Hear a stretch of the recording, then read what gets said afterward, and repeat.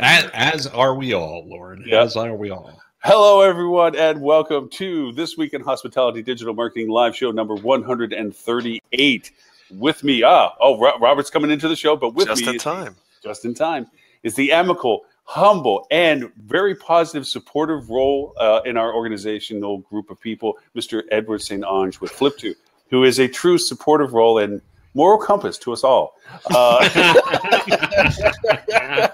And also with us, we have very low standards. Yes, we don't even have a standard. It's more like a placard. And with us also is Mr. Tim Peter with Tim Peter and Associates, and arriving at the nick of time, as always, Mr. Robert Cole with Rock Cheetah. Gentlemen, thank you.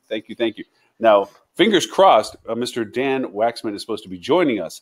Now, sure. Yeah, I know, right? It's like, it is 4 o'clock in the morning where he is. So I was up at 4 o'clock in the morning my time. Yeah, and he has more of a reason. He has that wicked cool sunrise over the water in Waikiki, you know? Right. Sure, that's true. Actually, that's a sunset, Lauren, isn't it, on Waikiki? I don't know. Yeah, it is. Yeah, sunset. You're right. They face west, right? Dark. He's sleeping in the dark. You're right. Yeah, it's the wrong side of the island. Thank you for Thank you, Holly, for being here, even though she's not here right now. Yes, I fact checker.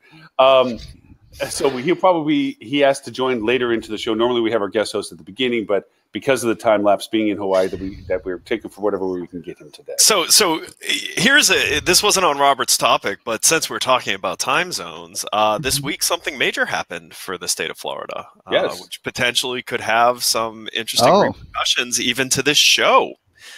Which is the governor signed the bill that Florida wants to stay permanently on daylight savings time. Wow. Yeah, which means quite a bit of impact. Seeing as rampant confusion. Yes, it'll impact the entire state of Florida plus the 120 plus million people who visited. Plus all the people in Florida have standing conference calls with every week.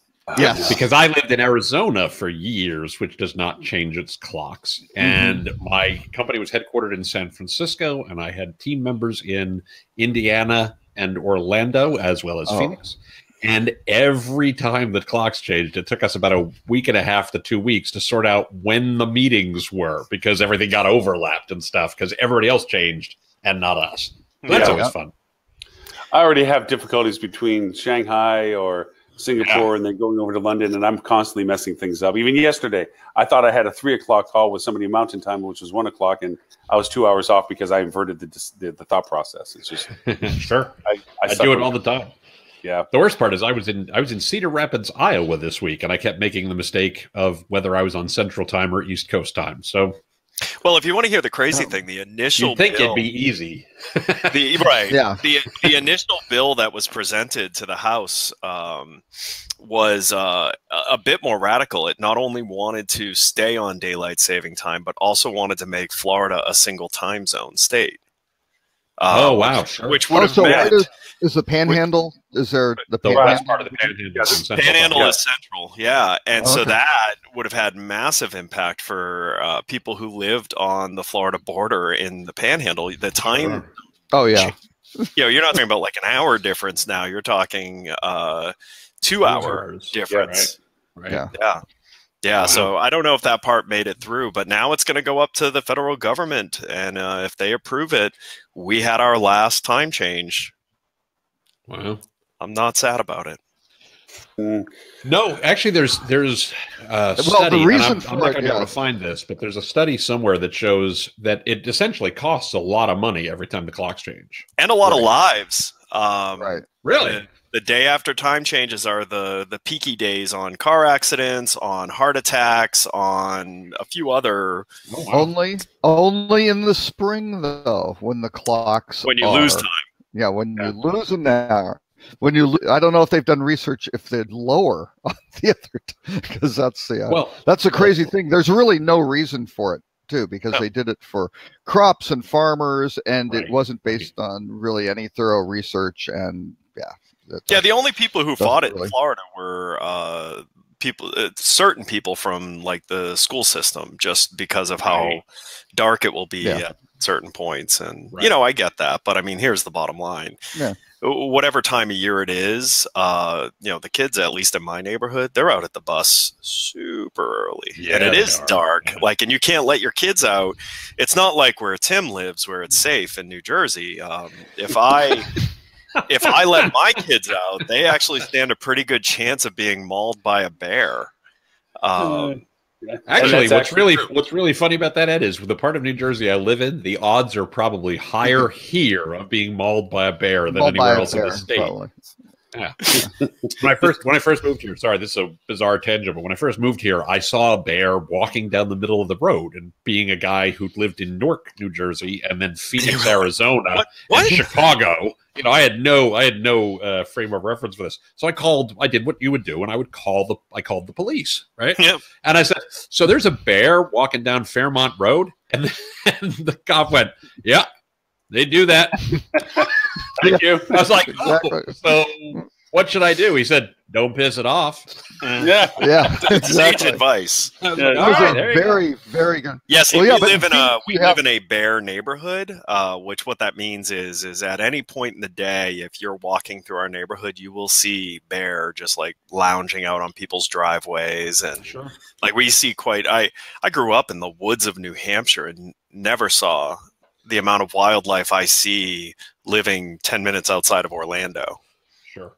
Yeah, it's crazy. Swamp critters.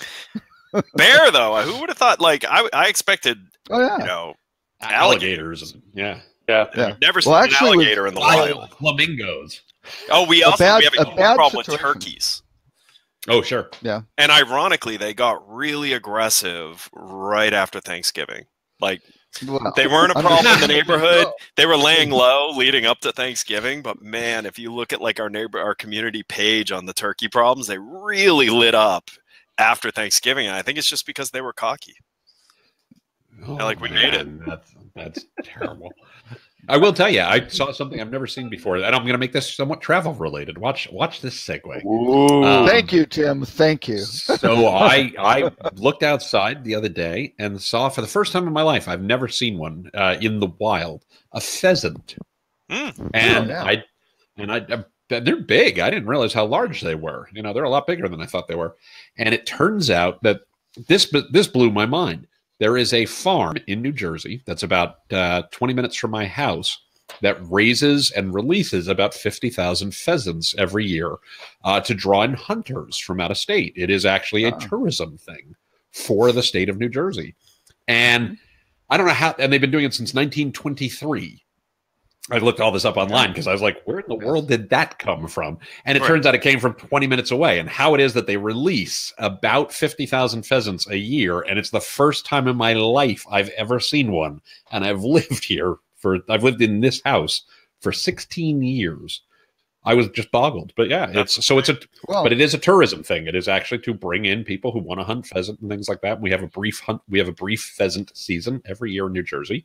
So if you are a pheasant hunter, and interested in tourism, you know, come on down Tim's to got a room on Airbnb. I was going to say, come on down to the Tim Peter Airbnb, and I yield the crap out of that, man. Let me tell you. It's really cheap off season. Exactly. But boy, the peak, you're going to pay. So we have our special pheasant under glass package. Yeah. For the one pheasant that was in the market, right. We just put them under glass, and you can come look at them. Tim serves you in complete camo attire. So well, or orange vest. This is my version of camo. Yeah. So I blend in with the other preppy people. So you guys are guys who enjoy going and seeing new hotels and stuff, right? Sure. So I got to go to a hotel yesterday that only you would appreciate what I appreciated about this hotel. So if all of you don't know, there is now a Hard Rock Hotel in Daytona Beach, Florida. Okay. And it was built where the old, it's not Sahara, but it's that type of Desert Inn. Oh, sure. Okay. So the Desert Inn, which is known because at one point it was ranked the dirtiest hotel in the United States. Right. I will tell you, walking through what they did with this hotel, the amount of care and detail, you would first of all think the hotel was a complete new build. There's not a single, I couldn't find a single flaw in anything, which is just really odd. Wait. Actually, we can quote that Mr. Edward St. Ange, the man with the white glove, could not find something wrong with what they did. I mean, understand, I had a hard time when Shingle Creek opened in Orlando. I had a hard time walking through that hotel because the fit and finish issues in that hotel were considerable. Like you could slide your hand under columns. The gaps were so big. And the worst part is they were load bearing. But I will say, slide your hand under, you just couldn't get it out afterwards. It's the nuance of care, you know. So you think, knowing that this is an old hotel that got gutted and rebuilt, the part that really got me was the quality of the windows in the rooms. So when you looked at the windows, first of all, they were about that thick. And the sliding doors, when you shut them, you couldn't hear the ocean. Wow. Oh, wow, that's great. That's how well built this place is. It's stunning. Wow, that's awesome. Probably, like, if this hotel was in South Beach, $2,000 a night. Jeez. Right. Yeah. In Daytona. 59.88. Yeah. No, I mean, but that's the thing. Like, this group has kind of a vision, I think, for changing what Daytona is, and it's just really interesting. So they also own the new Delta in Daytona. Oh, sure. And same idea. They renovated, and I guess they're going to do 3 or 4 more properties. But it was a $40 million renovation on a 200-room property. Wow. That's fantastic. 200,000 a key. So there was better get $200 a key. So there was a news article in Travel Weekly. I want to say it's the latest Smith travel data, and I think this is probably worth talking about because the article was posted, and it relates to what you're talking about. The article was posted in a really positive way, and I don't know that it should be. They were talking about the fact of, let me restate that. I don't know that it's all good. They were talking about the fact that, according to Smith Travel, over the last decade, we've seen 17% growth in room inventory globally. So there's now about 17 million rooms, up from about 14.5 million rooms 10 years ago. And obviously 50% of that's New York, right? Well, and this is actually why I don't know that this is great news. Like, clearly, when people are building and people are opening new properties and the like, that is a sign that the industry is somewhat healthy. Mm-hmm. It is also true that inventory is a lagging indicator, right? Inventory keeps coming into market past the point where it's a good idea to have inventory come into the market. You have a point of no return. Right. Sorry, I don't care what the economic status is. I gotta open this hotel. All the groups sharing that one HVS feasibility study going, hey, let's go. Right. And, and that's kind of my question. That's kind of the question I'm thinking about is, and clearly, as long as we go into a normal downturn, whenever the next downturn is, this will not be global the way it was. Well, I thought we were already done. It's come back today. It went down like 9% this week. Yeah, but my whole question is, when are we going to hit that point of no return? And have we already in many markets? And where, is this something people should be watching? Well, Miami's one. New York is one. I'm not sure DC isn't one. DC, the only thing I'll say about DC is the overall quality of living in that city has changed so dramatically to the positive. Yeah. Like, I think that is going to continue to be a draw. I think there'll be like, if you remember, Houston exploded when the last financial crisis hit because they had the fundamentals in place. I honestly think DC is in that type of position where they could be a Houston in the next pullback. Well, don't forget, though, Houston got hit hard a few years later with the oil industry stuff, right? Yeah, when the oil industry went down a lot, Houston got hit very hard. Yeah. So, I mean, I'm kind of throwing this out as a question. Where are we timing-wise in the cycle? Are we getting too near the peak? Are we past the peak? I mean, what do you guys think? We're plateaued. We've been plateaued for 2 years. Right. Yeah. So, I mean, you look at it.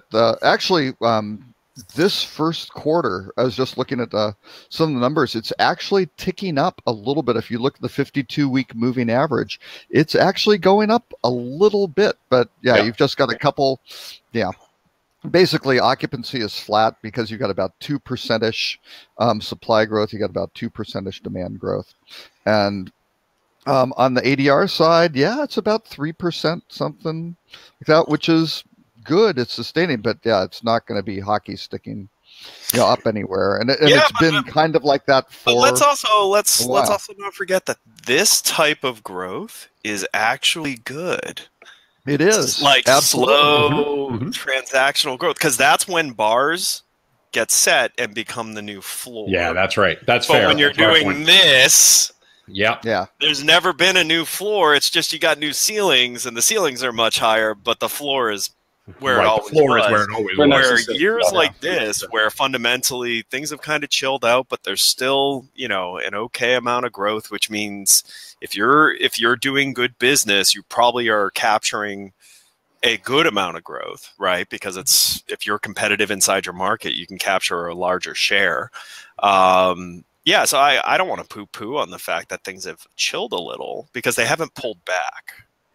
Yeah, but it's hard to get increased growth too, because you just start running into kind of structural limits. Although once nationally occupancy is kind of up to 70-some%ish, you just start getting these kind of structural, hey, people aren't going to those resorts midweek, and they aren't necessarily right. And again, cities have been doing better, much better on weekends than weekdays. I mean, it used to be fire a cannon off on Friday and Saturday nights. A place like downtown Dallas. Downtown Dallas used to be like that. Yeah, for sure. Yeah, and now they're coming back, and those are now some of their peak nights. So. I mean, interesting though. Florida grew a lot. So, Lauren, you were going to say last year. I was going to say real quickly that from conversations I've had over the past couple of days, some interesting insights as to growth in the hospitality sector in particular is that the laws of diminished return, people are getting smarter, and they're not upsetting the apple cart. There's not this dramatic rush to market on putting things into the pipe and things like this, that people are enjoying this, as you said, the new floor that has been established from this. Hopefully new floor. But as long as something dramatic doesn't happen, that a dramatic decrease in an opportunity in demand, or an incredible somebody plays their hand and does a massive infusion into a market. There are some markets like Miami and so forth that didn't heed that warning, and they're putting. Well, Miami's got a bigger problem because they haven't just been overbuilt in inventory for hotels. The residential skyscraper inventory has also and the money's dried up. Yep, China's not pouring into the market. And South America is not pouring into the market like it was, but you have all these skyscrapers that are past the point of no return. Like, they have to finish them.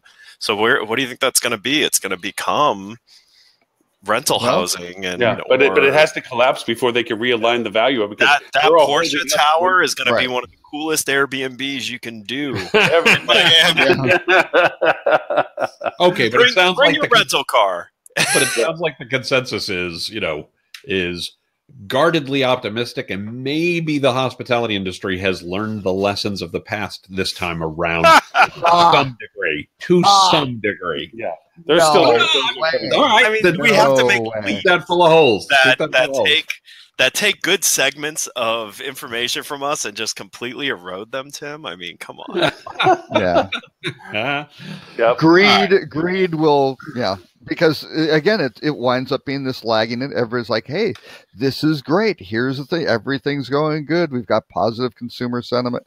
Everything's build. And the lead time on these hotels is generally 24 months-ish. I mean, could be a little bit slow, but by the time you wind up going, it's a little too late. You just topped off. Good thing we had a giant loan and no money down on that property. The beauty of leverage. All right, so I have to bow out. I actually have to leave, and I apologize. Safe travels. Thank you. I got to go catch my flight and everything else like this. I'm in New York, just in case you hadn't noticed the background again. You're coming for a Mets game, clearly. Well, no, this is just actually a Florida flag thing, and I was just being funny because of the red and orange, and I'm the blue and orange, and I'm a Mets blue and fan, orange. So. Yeah, well, I'm in Yankee country right now because everybody's like, the Mets play first because they're not capable. Anyway, there's a lot of Yankee. As a lifelong Mets fan, trust me, I've heard everything you can possibly imagine. I'm like, wow, you guys don't like each other, do you? Is this you talking about soccer? Yes, that's it. Yes, that's right, Ed. That's exactly right. Yeah, it's It's the Major League Soccer team, the Mets. We are on YouTube. This is a housekeeping thing. We are on YouTube, so we can invite those who want to go through the chat to do this. Dan has a link that I gave him Stewart's so that he can join in when it comes time. I just resent him a reminder of that fact.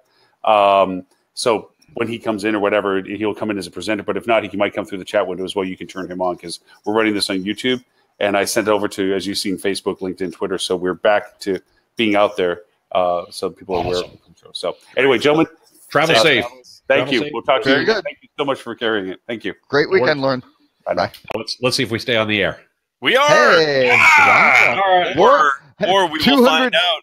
We'll find out an hour later that we spent an hour talking to just each other. Right, exactly. 138 shows in, Lauren's figured out how the technology works. Yeah. Well, to be fair to Lauren, it's not 138 shows on this platform, right? It's only about 20 shows a platform. The way we've been doing this. I wanted to get your guys' input because I'm starting to try to take a poll on people's own care of responsibility of their own private info. So, did either of you pull down what Facebook knows about you? Yep. Robert? And yes, I did. Was there anything in there that surprised you? Not especially. It's everything.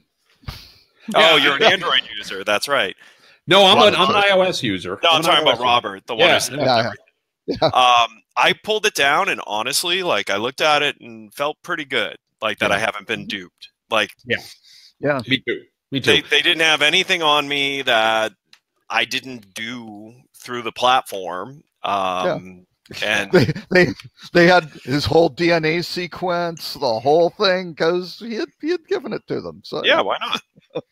No, but I mean, the reason I asked that is, first of all, I think Google's going to have some huge fallout from this because it does appear that Android users are the ones who have been the most shocked by what Facebook had on them, because I guess in some versions of Android, it was giving Facebook like all text message history that the phone had. Yeah. And all call log and everything. And but I want to be fair about this, right? I want to be really fair about this. What is extraordinary to me. So first of all, a baseline, right? It's extraordinary to me that anyone is allowed to have access to that data without being explicit about the data they're collecting in a way that isn't just, hey, here's boilerplate. We can do anything we want. Click here if you want to proceed. So that's the first part. Trust us. The second part is it's astonishing to me how much of a beating Facebook is taking over this and how much of a beating Google is not taking over this, right? Because clearly Facebook did this. But at the same time, Android allowed it, right? Whereas iOS did not. And I'm not trying to say, yay on Apple. I'm trying to say that. But here's the interesting part. We talked about this last week, which is Facebook made a huge mistake. They didn't get control of the storyline. Well, sure. So they got dragged through. But I think at the point you get to the Google conversation, it's too technical for the public. The media doesn't want to report on it because then they have to explain some pretty complex thing. Yeah. So Google's protected by the complexity in this. But I guarantee you Google will end up having to go in front of the House and all of that answer some pretty uncomfortable questions about their lack of protection built into their operating systems. And the only reason Google has this problem is because Apple. Because Apple has all these protections that they've been beaten by consumers for. But quite honestly, now I hear what you're saying. I think there's another piece to this, and I want to give full credit when I two different models. Right, exactly. Two different business models, and this is so I agree with these guys. But I'm going to semi-quote them at length. I'm going to paraphrase them at length, but I didn't come to this independently. They were talking about this. I'm like, yeah, that's spot on to me. I've talked about Stratechery before this podcast, really good stuff. Yeah. They made a great argument about Facebook's big mistake is they didn't understand what business they were in for a long time. Yep. They wanted to be a platform, not an advertiser, not an advertising provider, right? Media company, a media company, right? And so, as an advertising company, there's no way you give away this data. There is no way you make this data available. Google does not, and they make their money in advertising, right? Mm-hmm. Apple does not because they sell hardware, right? Like they know what they are. They know what they are.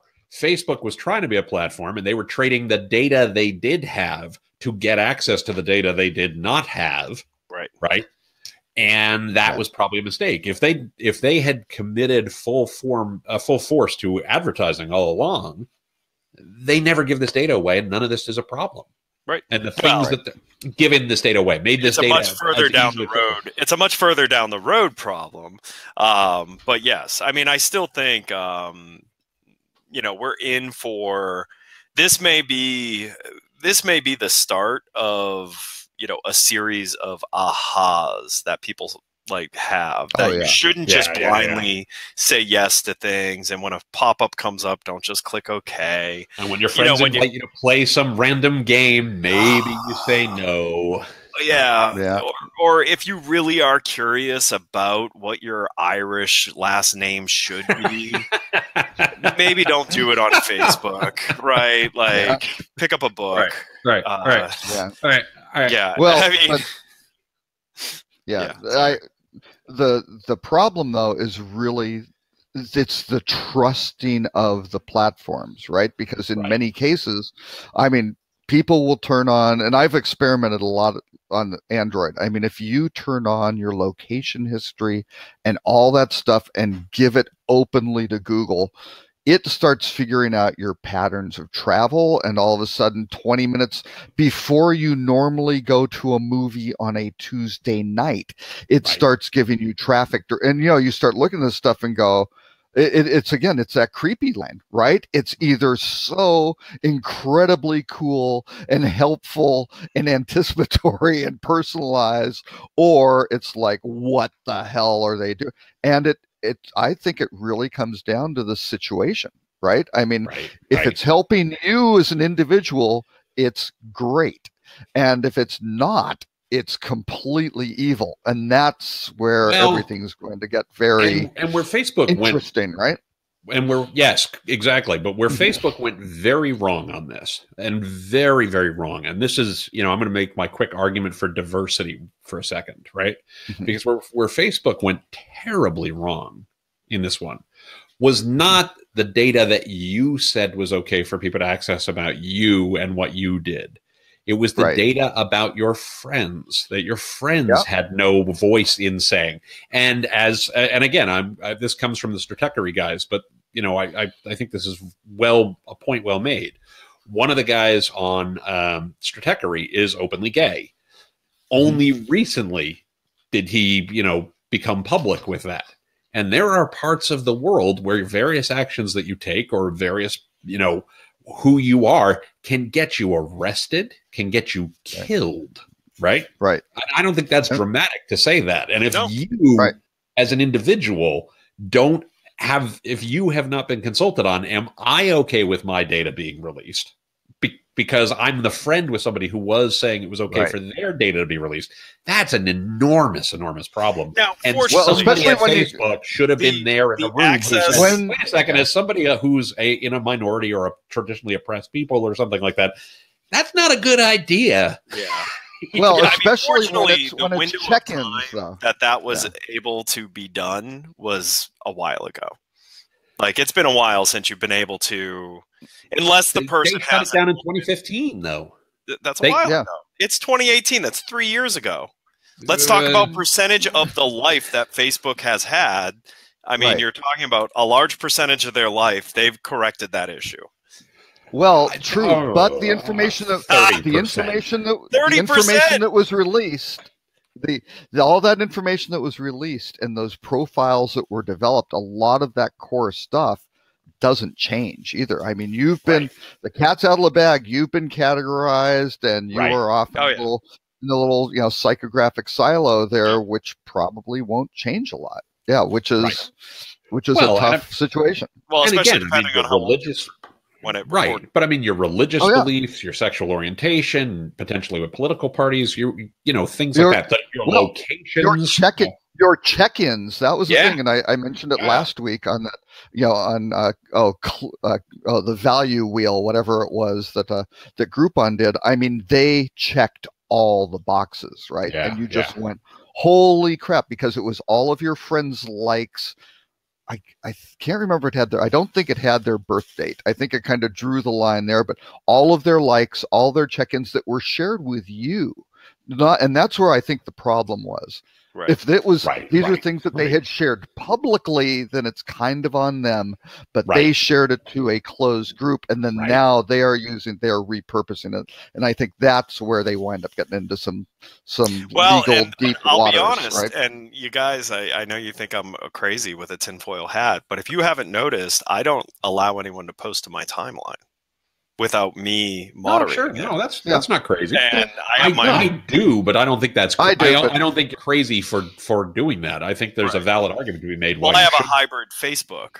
Yeah, I have friends that I've known my whole life, and then I have professional friends, that know me. Don't they have a moderate? They have a moderate setting now too, though. I've had it when they first came out. It was. Yeah. Well, it used to be like a binary on/off. Now I think there's a moderate where you get a notification, then you can approve it to go on. Yeah, that's which I think is. That's how. Fine.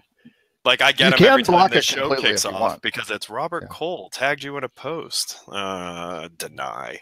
Now the reason I'm doing that is to help. That's why we were getting the numbers of people. No, I'm joking. No. But it is a fair point. It is a very fair point. And I have a vaguely hybrid one. I will tell you, I do keep my worlds semi-segregated, like Facebook, and it is fully acknowledge that. LinkedIn, I will connect with anybody. Oh yeah, me too. Anybody. No, really? I mean, I vet them. So you accept all of them? Yeah. No, I don't accept all of them. I take a look at does this seem legit? But I pretty much I have 2,000 ones. Yeah, I'm well over 2,000. I have no idea. Yeah. Facebook, I have to know you in real life. Now, some of them are work friends. And for me, it's even beyond. For me, it's even beyond. I have to know you. I have to want to interact with you. Well, that too. Yeah. Yeah. I mean, Ed's still working in the MySpace top 8 friends or whatever. That's right. That's right, man. Ed's not old enough to remember them. Have you guys tried logging into MySpace, see if your account's still there? I have not. No. I mean, I did 2 years ago, and it was still there, same username and password. Well, Justin Timberlake invested in them, right? They got one of the. I don't know. He needed a loss on his taxes. He needed a loss, yeah. Yeah, exactly. Oh, yeah, they're still out there. So yeah, they're the music. Yeah. Until Apple was like, oh, let's pick on MySpace again. You know what? Let's just build that into Apple Music where you can connect artists. Exactly. But I mean, I think I made this rant repeatedly last week, so I'm not going to beat this to death this week. But I think we are in a point where you have to be an educated customer. You have to know, Ed, you make a choice that is appropriate for you. Robert and I make choices that are appropriate for us. But we also weren't that surprised by what Facebook knew about us because we made educated choices.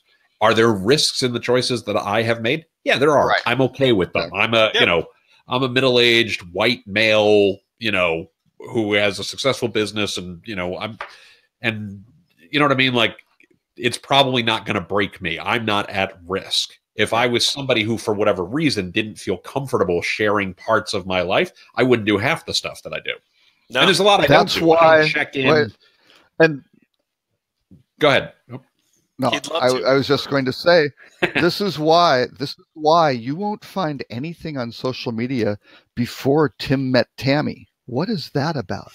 I think that's very, very suspicious, right? What was that hidden life he had? Exactly. The internet didn't exist.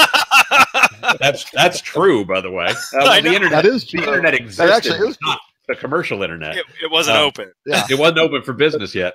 Yeah. But actually, if you want to go down a weird tangent for 1 second, I had a Zen rip the Band-Aid moment off in my life. I was in a relationship before I met my wife. I lived with somebody. We broke up. I was a musician back in those days. I mean, this is the early 90s, right? By the way, I think we lost Robert. I see. He's back. So I had one of the craziest 4-month periods of anybody's life ever. I had a major car accident, right? So because of that, my girlfriend at the time had to do a lot of driving me around because I didn't have the money to get a car because I was a musician, right? My life was kind of a mess. An artist. She threw me out, right? We broke up. She threw me out. My brother helped me move out. The day that we moved me out of my apartment, somebody broke into his car and stole everything I owned. Oh, my gosh. Oh. Records I worked on, photographs, my high school yearbooks, etc. Oh. And a week later, my appendix burst. Oh, my God. So, I had, this garbage 4-month period. And the funny part is, literally, so much of what I owned got stolen, and so many things that were attached to memories and stuff that literally I don't have a record of anything before a certain point. And it's something I'm okay with now, more or less. There are things where I'm like, man, I really wish I had that photo, or I really wish I had that thing. But yeah, you won't see a lot of that because I don't have it. It doesn't exist. It's like I've got to give late, I've got to give Edward Snowden a quick call here. I'm going to check the witness protection program. What happened in that 4-month period? That sounds pretty plausible. Why is there no record appendix burst before a specific date? Well, to be very fair, you can absolutely go that route and go conspiracy theory, or you can go, 20-year-old musician who didn't have his, life together in any meaningful way whatsoever. But sure, that was life. That was life. Persona. That was life just kind of grinding you down to be in the position to appreciate the value that Tammy brought to your life. Actually, full credit to my wife. But, I'm going to take a little credit for myself, too, because I didn't meet her for another year afterwards, by which point I'd gotten my head kind of straight. If she'd met me right after that, there's no way we'd be together today because I was not what you'd call dating material then. You were more hair than substance, I'm guessing. He was a project. Yes, you were a project. Correct. But I fortunately, by the time I met her, acknowledged that I was a project. A year prior, I was the first step in any recovery. Right, exactly. A year prior, it was more like, man, everybody else in the world is wrong. Well, to get back to the hotel side of it, yes. Yeah. Earlier, you were like a complete rebuild. And when you met Tammy, you were more like a renovation. So right, exactly. The soft goods definitely needed updating. The meth labs had been already kicked out of the hotel. And, it was ready. There was no longer a reclamation project, right? It was just clean up the soft goods and put on some paint and stuff like that. Yeah, for sure. Anyway, now, we went way too far. There's one last question on the Facebook thing though. Yeah. So how many people have gone and downloaded their whole archive, and where is it? It's sitting on their hard drive, it's on their cloud service or whatever. Oh no, I posted it at timpeter.com/life history. Yeah. I mean, so look at this. At first, when I clicked to do the download and it said, check your email, I'm like, are they really going to email this? No, exactly. No way. They got to know better than that. And then it told you how to access. Yeah, but at first I'm like, no way are they going to email this? Because can you imagine? Wow. Oh my gosh. Yeah. Well, but they did password encrypt it. Just the password's 1234. Yeah. Yeah. It's the first 4 digits of your address. Oh, okay. And the last 4 digits of your social security or birth date. Yeah. Yeah. But no one has social security numbers. There's been no major breaches there. Yeah, no, certainly not. Yeah, exactly. So they've been making some interesting moves that I'm happy about. So now apps that you don't actively use will automatically get removed from having access to your profile. That is a great piece of housekeeping. Long overdue. Long overdue. Yeah, and listen, I'm not going to lie. Like, that even makes our life easier as an app that does end up on your profile, because there's nothing worse than we'll get a random email from someone going, "How did you get in my profile?" And it'd be like, "That's like, yeah, you remember 6 months ago?" Yeah, exactly. Like, what do you want me to tell you? Well, but there are. Sorry, go ahead. No, there are lots of process. I mean, actually, just in the last day or so, I saw 2 that some of these groups, Huffington Post, right? I sent a funny little link off to my daughters and wife and that sort of thing. They clicked on it, and it was a Huffington Post article, right? It came up. It goes straight to load the app. And it's like, wait a second, it's just a web link sort of thing. It's like, how are they, how did they get into the revert, identify that URL to go open the app, which I've got to dig a little bit more into exactly how they got that updated. Abusive marketing has just been taking a beating. Abusive marketing technique is just. I would argue it hasn't taken enough of a beating, though. No, but it's coming. More and more is coming. Yeah, for sure. Really I'm going to tell everybody: do not share a link from Huffington Post. Period. Ever. You just did. Stop it. I do. I do this. No, I didn't. Oh no, I did the one time, but now that I see what they're broadcasting live, so you've just told everyone. I have. Well, yes, the world. Thank you. Well, I think the viewership. Do they watch it multiple times? So I mean, I think so. I know Roseanne likes to be impressive with their 18 million viewers, but we got to beat Roseanne. Yeah, that's because everybody's watching this on their Tor browsers and everything like that. It's just not tracked. Yeah, it's just not tracked. but that was one, and then another one was Wi-Fi, because I've got a VPN, right? So I can go in and I'll go hop onto some public Wi-Fi. This public Wi-Fi, the little login process, you had to use Facebook. It was like a store, and I'm like, no. I'm not going to can we talk about that. Can we talk about defeating the purpose of a VPN? By the way, yeah. I mean, here, use a VPN and be completely secure, but log in so that somebody can track it. Yeah, log in Facebook. Yeah, exactly. So now the one I'm conflicted about. I shouldn't say I didn't like. I think it's probably a good move for consumers in the long run. I think it's a bad move for advertisers, and I'm not sure that it's. I'm conflicted about this one.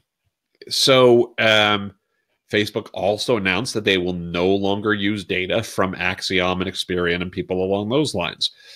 And all those Criteo, all those guys are all in that partner program. That's a lot of stuff. That's a lot of data. The whole offline to online world meshing just got a big chasm in it. Yeah. So. And, I mean, first of all, for as much as people bitch about Facebook and things like that, and they should, they really should also be bitching about the Axioms and the Experience of the world and things along those lines. At the same time, elements of that data, if it's sufficiently anonymized and sufficiently secure and things like that, is really useful to marketers, right? You can do really interesting things like lookalikes. You can do really interesting things like, customer segmenting based on attitudes and the like, assuming it's sufficiently anonymized. And I think that's where they've gone wrong. And so I credit Facebook for the concept. I'm concerned about the implications of it if the concept hadn't been necessary in the first place, right? Does that make sense? If the argument can be made on there's a way to do it well, it will be back. Facebook's not one to hurt themselves, right? Oh, but I think I'm guessing someone probably did an analysis and said, we can't feel great that this is not above reproach. Yeah, no, that's a good point. And so they probably just went, okay, well, it's enough money to those companies that they'll find a way to get back onto the platform. And that means it's a different negotiation too, right? Instead of Facebook going to them and saying, hey, you're going to have to make these assurances and we're going to need some way to know it, and having the other company go, right. Instead, it's, oh, hey, by the way, because we know there's questionable aspects potentially to these areas, until you can address with a full independent audit that these things don't exist, it's off. Yeah, and that's a smart take, Ed. That's a really smart take. I think that's exactly right. Yeah, and that's actually how I took what they were doing, was really that. There's something there that they're uncomfortable with, that they probably felt no way to address it quickly with the players. So the answer is cut it off and make it their problem to fix it, and then it'll be back. Well, you raise a great point. I hosted a webinar maybe a month and a half ago for a site called Biznology, where I've been a blogger for forever. And they the participant, the guy who was our expert for the webinar, talked a lot about how advertisers really have been funding a lot of the really terrible crap that goes on the internet. Because of lack of accountability, because of lack of insight, because of lack of transparency, etc. But you're exactly right. And if the advertising community really put their foot down more and said, okay, there's some things we're not cool with, then people would probably behave better. And that makes tons of sense that's what Facebook is doing in this case, to say, hey, we've got an economic cudgel to go beat these guys up with. Maybe they will behave themselves if we do. So that's and I mean, smart. Look at the huge outcry when first Apple made the move to really limit cross domain tracking. Yep. And then all the other browsers followed suit. Yep. My gosh, it's funny when you looked at who was crying, because it was just a bunch of wolves crying about how hard life is, that super spammy approach to marketing was now completely illegitimized, and couldn't do anything. And that's one of the things I'm talking about when I say that abusive marketing is starting to really get reeled in on these platforms and these channels, and I mean, even GDPR, I'm not going to lie to you, I like what they're doing. Sure.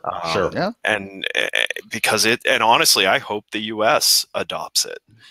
Which they likely will. I mean, if you look at something like CAN-SPAM, which has its flaws and things like that, but I mean, that grew out of regulations that I have my view of this. I'm not the first one to come up with this by any stretch, but it's Europe first, Canada second, California third, and then the federal government, right? That's the timeline, right? Yeah. So GDPR is probably going to make its way in some form, and a lot of countries are looking at GDPR-like regulations. Yep. So probably Canada or California next, and then the other one, and then eventually the feds will get around. Well, and the nice thing about the European Union is they put teeth behind it. Right. Oh yeah. Yeah. Yeah, I have a couple of small issues with it, but in the large, it's better for consumers than not. And as hotel marketers, right, we think about duty of care, and it amazes me the people who do marketing who have no sense of that conceptually at all. Right. Oh no. Yeah. It's more, let's shake them upside down and see what they bought. Yep. Yeah, but that also comes from a lot of the marketing services that serve this space. I was literally talking to Lauren about that this morning, because I caught wind of a marketing service getting asked a professional opinion, and they gave an incredibly unprofessional response that does nothing but erodes their credibility with their own customer. Right. And we encounter it a lot, where we hear the silliest things being said, and it's really easy to just poke a hole in, because you're like, oh, cool, go ask them where the data is. Right. Yeah. Because there shouldn't be opinions. Right. Not on these things, because there's data. That's right. So, but I think that's really it. I think everyone loses sight, and they think that the marketing aspect of travel is not guest experience, but it is. I mean, it really is. And really is. The better job you do, I mean, great. It's going to help you, but the worse you do, like you can hit points where it doesn't matter how good your staff is on site. You're destroying how someone feels about you before they even step foot in your city. Right. Well, you've heard me say before my little metaphor, right? That content is king, customer experience is queen, and data is the crown jewels. And one of the points that I make about that is you need to protect that data like it's the crown jewels. You got to protect it like your business depends upon it, because guess what? It does. Right? You know, I mean, you get that data released that people don't want released, and you're going to be in real big trouble. Or use that data in a way that's inappropriate. You're going to get in real big trouble, as we're seeing with Facebook right now. That should be an object lesson to folks. Well, and now with the API economy sort of thing, with people just pull in information from wherever. There are a lot of companies that are so reliant on these third-party tech providers for a ton of really important actionable information that stuff's going to disappear, because yes, it's adding some level of convenience, but all of a sudden when you dig through, you go, wait a second, hang on, does that person really know where it's going? No, they don't. Do they care? No, because it's helping them. And again, that's the problem. It's all great till something goes wrong. If you want a clever aspect of something we did is we tied certain functions of our platform to a requirement that if you want to use certain aspects of our platform, you have to implement a piece of our code to your privacy policy. Mm-hmm. So if you turn on certain aspects of our platform, it instantly amends your privacy policy to have the correct disclosures and permissions and stuff like that, because we didn't even want to trust that it would be done. So now it's literally, you put the code snippet on your privacy page. If you're inactive on this experience, there's nothing there. As soon as you turn on a campaign of a specific experience, boom, you are giving the right disclosures and doing the right thing. And you can't undo it. Like you can't No, that's good. Yeah, because you get the trust waves, and a lot of people fill out their little privacy thing, and they get their little banner or sticker, and it's like, what did they check in there? They said nope. Self-assessment. Self-assessment is garbage. And I mean that's what happened in the Facebook thing, right? They gave data to Cambridge Analytica. That Cambridge Analytica said they got rid of the data, and they hadn't. I mean, they didn't give the data to Cambridge Analytica. They gave it to someone who accessed it through. You're right. You're professor. You're exactly right. So Cambridge Analytica is going to be in far more legal trouble. Oh yeah. Facebook. Absolutely. Facebook, when you go through the details of this, Facebook's going to come out the other end without a fine. Right. Cambridge Analytica and this guy specifically who violated the platform's rules and then lied after to Facebook saying, "Oh yeah, we deleted it. It's gone." There's going to be prison for that. I certainly hope so. Yeah, for sure. And I mean, you're absolutely right. Absolutely. But Facebook's only defense right now, and this is to your earlier point, Ed. I mean, you made this point already that this is as much PR and communication from a nightmare perspective. Facebook's only defense right now was, and this is never a good defense in a PR sense, technically it wasn't legal, and technically it was all covered by our terms of service, right? All of which is true, but you don't. Yeah, that's not a really good place to be. Ask every Facebook employee to recite their terms of service. You work for the company. You should be able.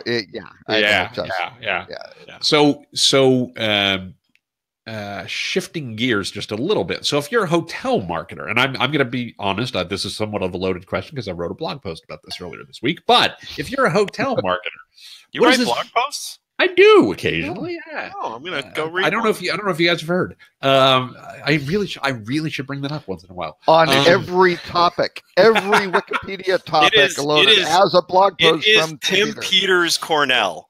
He makes sure It's in the first 5 sentences of any conversation he has.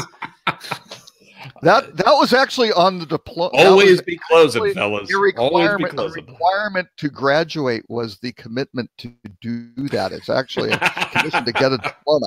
So not willfully doing that. I'm just living up to my obligation. Right. Oh. Okay. So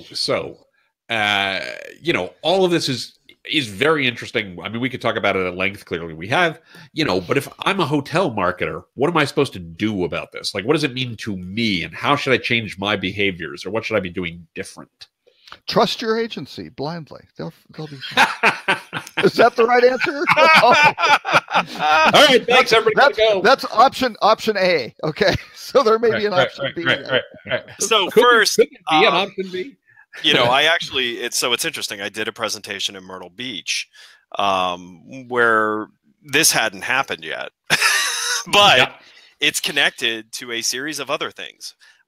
So CAN spam exists, GDPR exists, even Facebook's own internal policies on like newsfeed access, Google's constant algorithmic changes to their search algorithms. Their terms of service for analytics in terms of what data you can tie to what data. Yep. All of this exists as a response to people trying to cheat in marketing. Right. Absolutely. Okay. Right. So you need to look at your marketing with an ethical test. First thing you need to ask yourself. What's a what? How do you spell that? How do you spell that? I gotta look that one up.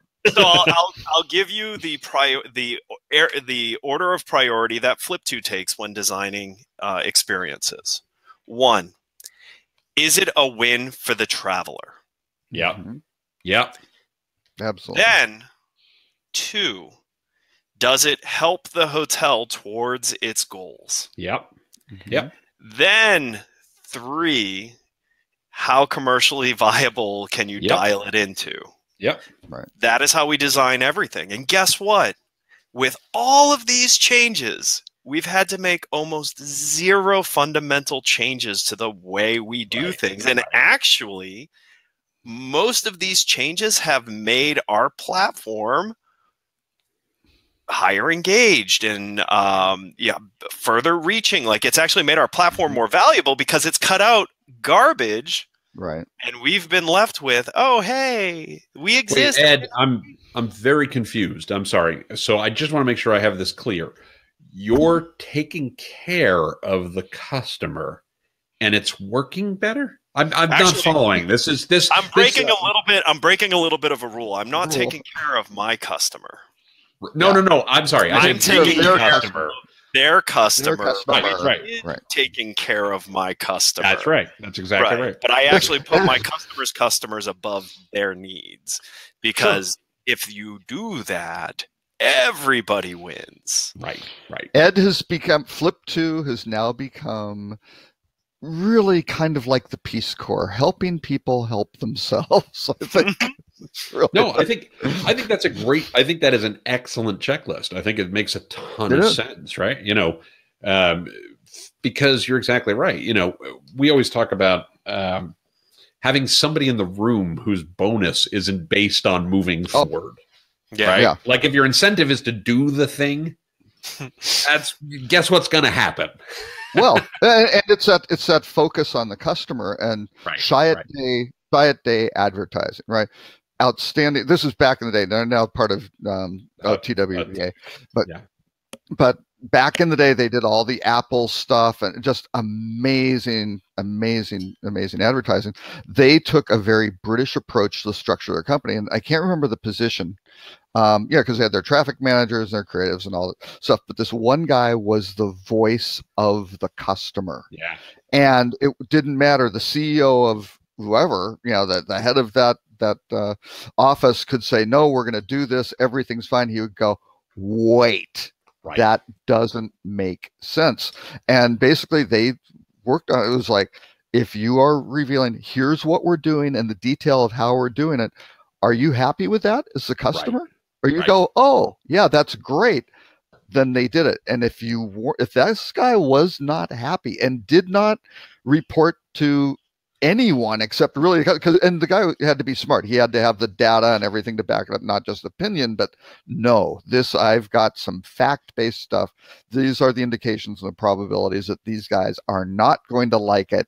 No. And they kind of did have the little debates. Hey, if it's 95%, that's still not good enough. These guys, that 5% could kill us, because again, you get this low frequency, high severity, high risk problem. That's high impact. the thing. Yeah, for sure. High impact. Absolutely. Yeah. And that's so all for a hotel takeaway, hotel marketer takeaway, to make this, if it wasn't clear, everything you do, everything you're thinking about doing, start first with, how does this benefit my guest? Right. Then, how does this align with the goals of the hotel? Absolutely right. And by the way, did you notice I didn't say that your goals? No, sure. Right. The business, the business objectives, and hopefully those business objectives are clearly, and hopefully they align with your individual goals. Everybody in the organization. Right. But if they don't, a lot of these hotels don't have. But a lot of them, we've had that conversation. Why does that hotel exist? What are the objectives? And it's like, they run into a quagmire there. So they don't know their guest needs. They don't know their company's organizational needs. Mm-hmm. Okay, next, Ed.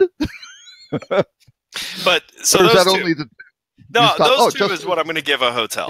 Start there, because here's the thing. First one, you're going to say no to most of the things you've been doing. Right. The second one, you're probably going to have to go and ask some hard questions, because I'm going to say most marketers have not been given the clear, like, why, what are the goals of the organization? Right. Why does the hotel exist? Why do people stay here? Like, that's a fundamentally hard can of worms. But get past that can of worms and follow rule number one. Guess what? You will not have the rug ripped out from underneath you on anything you're doing, because you're doing it right. Because then you're really not marketing, you're building relationships. Well, that's exactly right. Across channels. And those relationships, if they aren't based on either the employee with their organization requiring a lawyer to justify your not getting fired or something like that, or as an organization having lawyers justify why you shouldn't be sued. You can streamline a lot of that stuff. And on that note, I've got to go do a whole bunch of work. Enjoy Japan. Yes. One of those things where it sometimes happens here. It's the end of the year. Certain things have to get done before the end of the fiscal year. Japan's end of the Japanese fiscal year is March 31st. And damn it, they've got a 15-hour advantage on them. So I can't even go right up the deadline here on March 31st. I got to be. It's those time zones we started off with. Yeah, this could be. Way to bring it back around, Robert. Nice, Very nicely done. There you go. Robert, if people want to find you next week, because obviously you're mired in end of year Japanese business, where can they find you? Well, just look at my Facebook archive and you'll be which is on timpeter.com, and you can figure it out. You can probably just great. Now I got to create a timpeter.com/Robert Cole. Facebook. /Facebook archive. So, but Robert K. Cole or rockcheetah.com. So great, Robert. Have a good thing. I will try not to hit the red. I will try not to hit the red user interface button that looks like would just turn me off and not kill the whole show. So let's see what happens. Let's see. We'll see. Crossed. Bye. We're still here. We're 2 for 2 today. Oh man, 2 for 2. Look at this. This is amazing. This is awesome. All right. So what else we got on the list? Let's. I'm going to be honest with you. A lot of what Robert put for potential stuff today just didn't work for me, because they were incredibly long articles. Well, that's true. Yeah, and I didn't have time to read through all of them. Some of them were really good, but maybe we'll push them to next week, because man, some of them were like almost books. Absolutely. For sure. Here, Netflix and YouTube streaming videos about to get faster. It's always getting faster. Right. online booking finally becomes a reality for meeting planners. That was a good one. The Skift article, which was an advertorial for which company? I'm pulling it up right now. I can't remember. Meetings IQ. Yep. Yes. So, and hey, listen, they're at least Skift's getting better about making it obvious that that's not a real article. Like that was an advertorial. It's not as egregious as it was last year and the year before, where it was positioned as, look at this research we did. Who paid for that research? Right. Exactly. So I actually think it's interesting. There's a lot of people going after that problem. Right. So that online booking of meetings, and to anyone who's not in the group side of the business, or maybe not in the hotel side of the business, because some of my friends watch this and don't understand this, but most hotels and definitely most brands, the second you try to book more than 5 or 9 rooms in a reservation, you're a group. And for some reason, that threshold of that one extra room that you hit requires the most ridiculous process called an RFP that you will ever experience. Right. Well, I think there's 2 pieces to this, right? I mean, there's booking the room block, right, which is one thing, and then there is the meeting planning, right, which is another thing entirely. On the meeting planning one, I'm unbelievably cynical and negative, and I am so bullish about online. I'm so bullish about I've built my entire career for the last 20 plus years around digital and around online. At the same time, putting together a legit meeting is hard and has a lot of moving pieces and the layers of customization that come into play. I do think there are things hotels can do to make that simpler and get people a little further down the process online. I also think it's true that, booking it like you book a hotel room is still probably a ways in the future, because there's so much. Booking a hotel room, I still think, is a hassle too. I mean, discovery is so, and it continues to bother me. Absolutely. But booking a room block, it should be a lot easier than it is today. But I'll also be honest, the majority of meetings, I think, could be easily addressed online.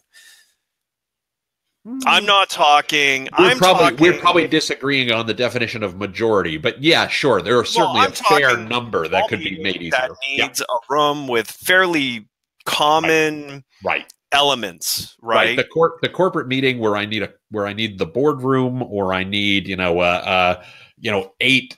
tops, and a room block of what, 50 rooms or 40 rooms or something like that. Yeah, for sure. Sure. Yeah, it's not until you're going to get deep into decor and design and advanced menu options. Weddings are right.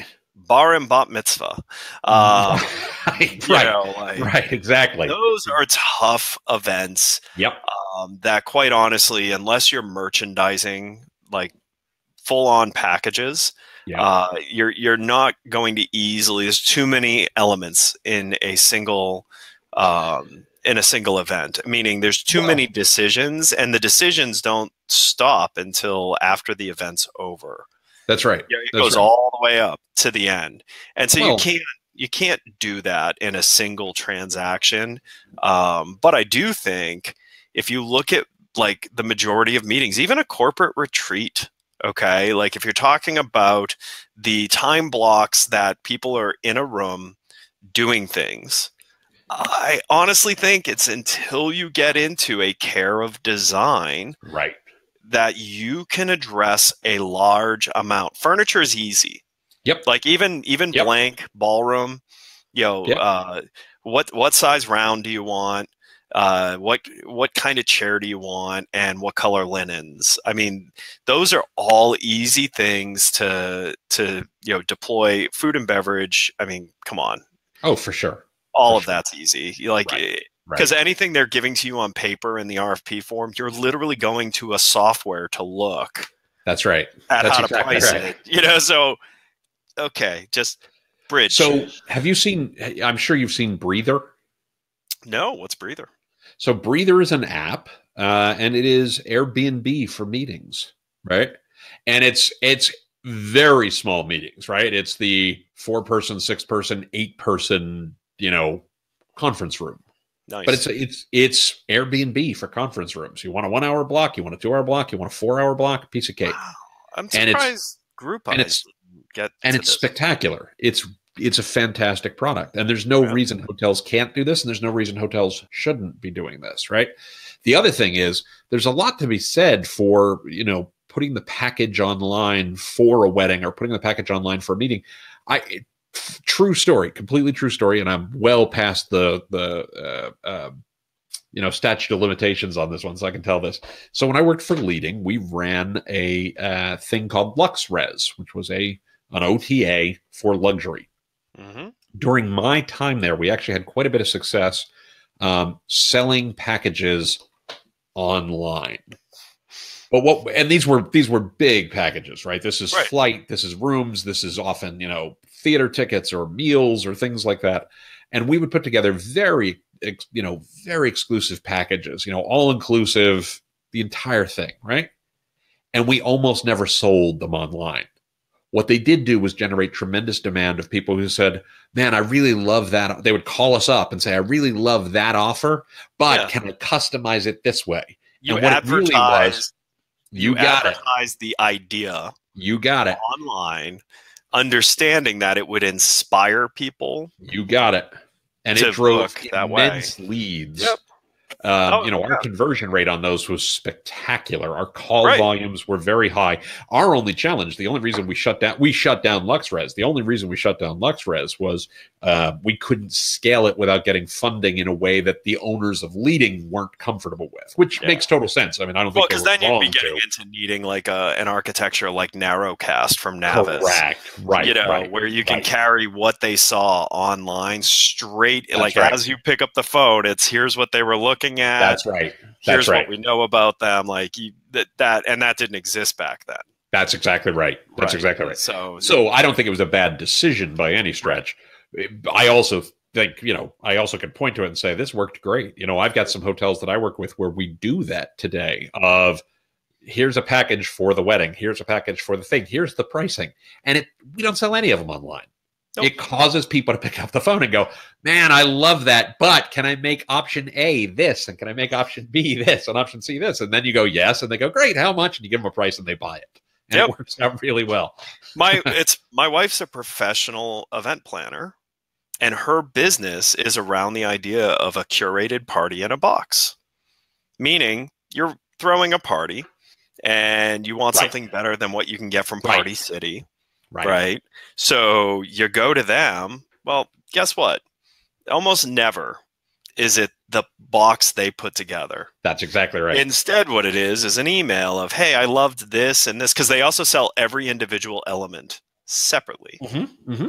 Okay, but they'll pull it together for you under a theme. Absolutely. More often than not, if the person ordering is in Central Florida, they end up skipping the box and going to a full custom party. Yep. And those are big bucks. A party in a box, from her business is $200-300 for 8 to 10 people. And it's everything you need, like from decor to plates and like really nice flatware and all of that. But they will not do a custom event for less than, I think it's less than $2,000 in total spend. Yeah, sure. Well, that was LuxRes. Yeah. Right.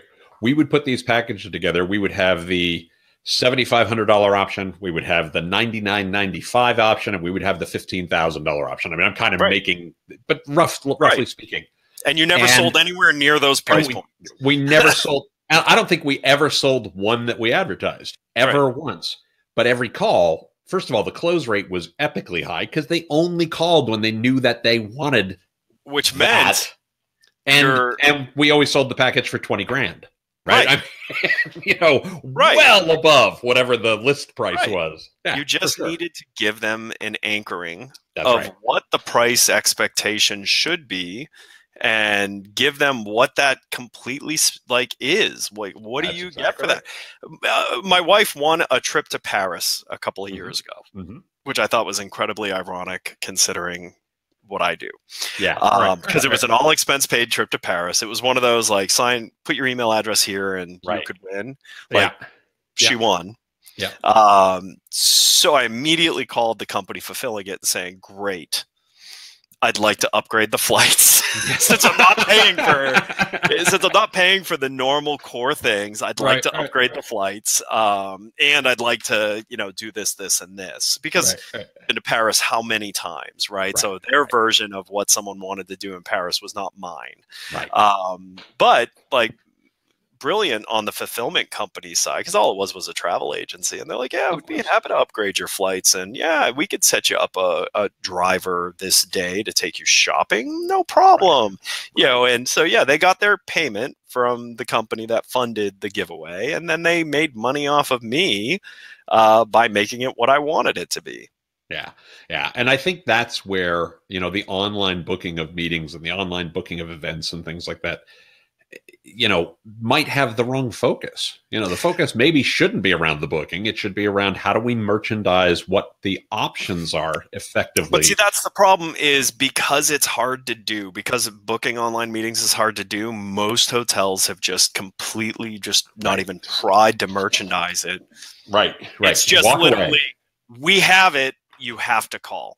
Right.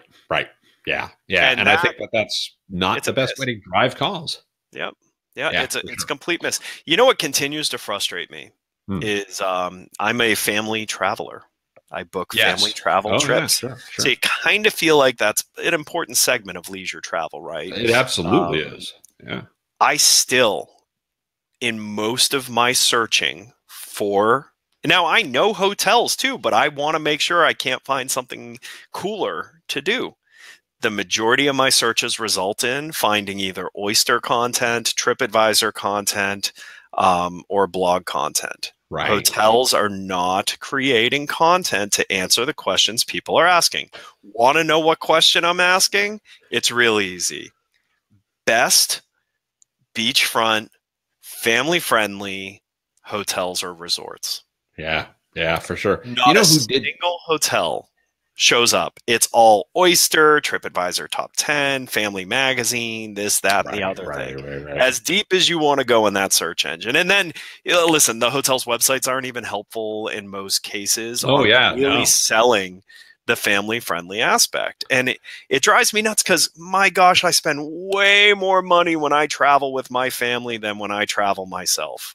Oh, yeah, for sure. Well, you know who used to do that very well for the standards of the time? And I want to be fair, my kids have aged out of this segment from that perspective. Actually, when we travel as a family these days, it gets even more complicated because, we might be coming from different places and things along those lines. But one's a vegan, the other's... One's a vegan, that's exactly right. Yeah. It's a little more nuts. But who used to do it well for the standards of the time? I don't actually know who the property is flagged as any longer. For a long time, it's in Orlando. For a long time, they were an IHG. Then they were Nickelodeon branded. Oh, the Family Suites. Yeah, it's the Family Suites. They're back to Holiday Inn. They're back to Holiday Inn. They spent $30 million to become a Holiday Inn, so that tells you how far down they went. Wow, Nickelodeon. Wow. Yes, oh, yeah. But that's great property. They did a great job, especially for the ages my kids were at the time. My kids were like 7 and 5 or like 8 and 6 or something like that. That was precisely what we needed. And they had, for the time, outstanding content that made it clear and very simple pricing and everything else. Everything was adjoining rooms or cruise ship suites. Their model was great. Cruise ship on land. Yeah. The whole stick of that property. Yeah. It's a cruise ship on land. But it was very, very well done. And it's amazing how now, 14 years later, you can't actually find things as good as that was, let alone as good as it should be for 14 years later.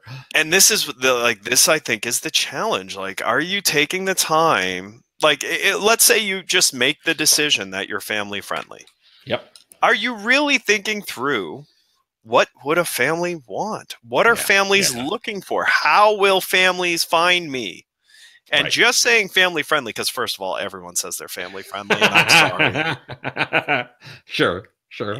Yeah, no, I'm sorry. Yeah. So just like, anyone who charges a pet fee says they're pet friendly. No, right. Except pets. There are hotels that do pet friendly that are really pet friendly, and they make a ton of money off of it. Absolutely. And then we are pet tolerant.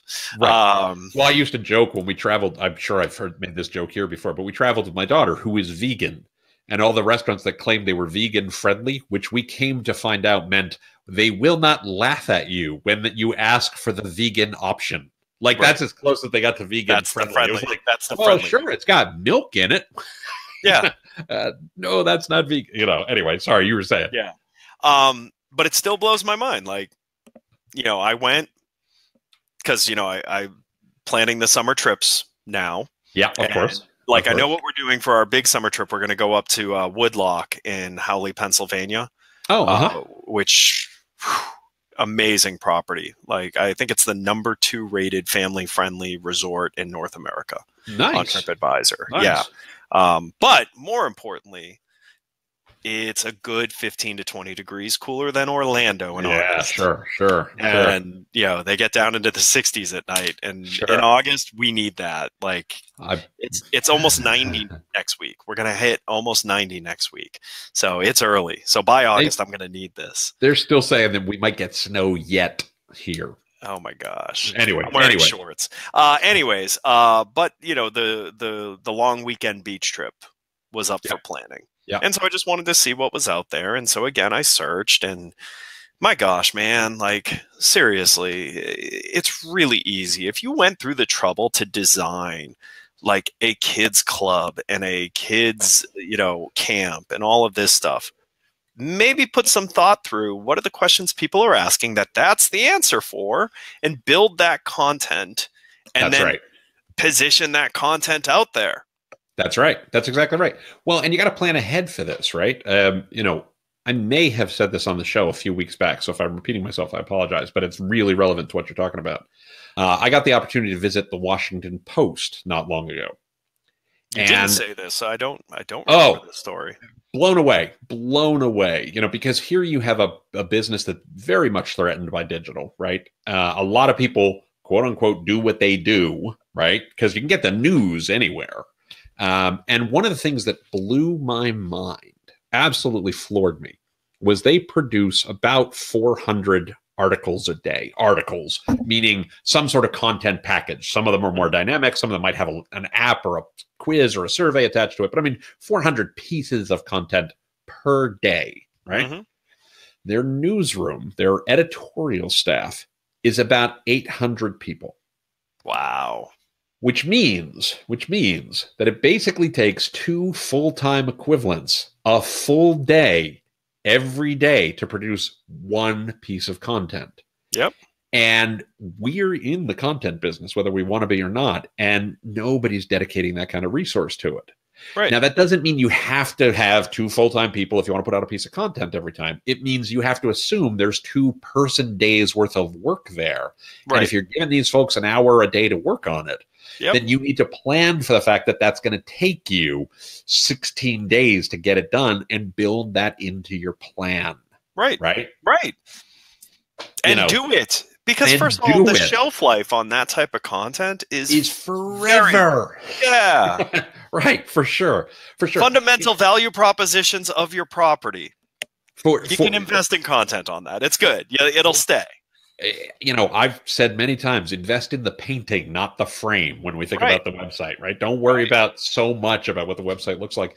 For as much as, we joke about my blog and things along those lines, I bring it up for a reason. 40% of the traffic to my site is people coming in through search who found content that speaks to answering a question that they have.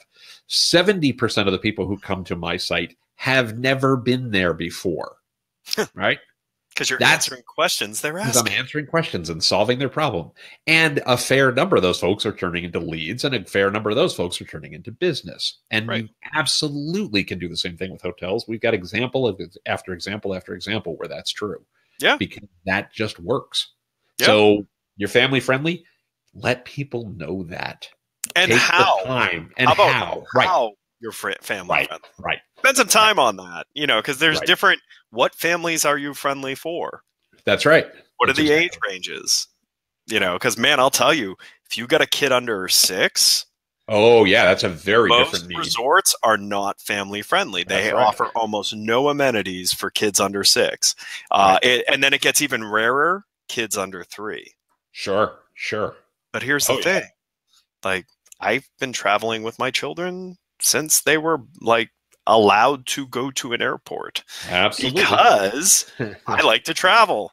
Yeah. And actually, it's easier to travel with the smaller package child than it is the medium package child. That's exactly right. That's exactly right. It's one of those things that this time of year continues to come up for me where I'm just like, man, come on, folks. Like, how much are you paying Oyster? Why is Oyster got such amazing content and knows what questions people are asking, obviously. Right. Because when I do any type of travel question, they're always on first page. Well, but I mean, if you are a hotel, right, your concierge or your front desk person or your reservation agents know the questions people ask them every day. Start with answering those questions on your website. Like, this isn't hard, right? Right. Yeah, for sure. Yep. Well, I tell you what, Ed, we are coming up on 1 o'clock. We are, and I don't think we're going to see a Dan Waxman. I don't think so as well. So Dan, sorry we didn't have time to get to you this week. Stuart, Holly, Darlene, Valin, sorry we didn't get a chance to get to any of you. Tim, if people want to find out more about you and your blogginess, where should they? TimPeter.com is the hub for everything. You can also find me on Twitter at TCPeter, but TimPeter.com will connect you everywhere you want to go. And for those of you who were going to waste time going to the National Archive, let me save you some of that effort. Tim has done a great job of making all of that content available and more on TimPeter.com. And Ed, if they want to find out about you and Flip2 and all the fun stuff that you do, where can they find you? Well, you can learn about Flip2 by going to flip.to. You can learn about me by going to pretty much any social network and typing in my name, Edward St. Onge. Fantastic. All right. Well, thanks everyone for watching. Thanks so much. Hope you all have a great holiday weekend, and we'll see you here next week. See you then. Bye now.